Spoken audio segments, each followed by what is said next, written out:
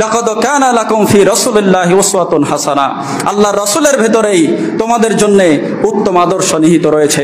তিনি ছিলেন এমন চরিত্রবান মানুষ, আয়েশা রাদিয়াল্লাহু তাআলা আনহা বলছে তার চরিত্র ছিল গোটা কোরআন। অর্থাৎ কোরআন ঠিক যেমনটা বলে তিনি ছিলেন তার বাস্তব উদাহরণ। তার ভিতরে অহংকারের লেশ মাত্র ছিল না। তিনি ছিলেন এতটা বিনয়ী।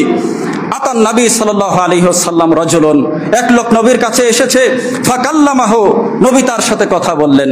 ফাজাআলা তুরাদু ফারাইসুহু, এত বড় মানুষ, আরবের বাদশা, কথা বললে তো গা হাত পা একটু কাঁপারই কথা। ওই লোকের শরীর থরথর করে কাঁপছে।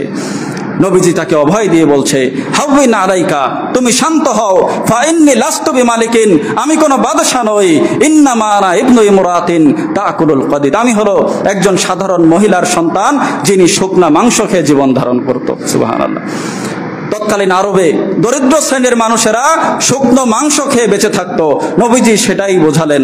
অথচ সম্মান পাওয়ার জন্য আমাদের নেতারা কত চেষ্টা করে, আর বিশ্বনবীকে সম্মান দেওয়া হলেও তিনি সেটা সহজে গ্রহণ করতেন না, যতটা না তার জন্য বৈধ।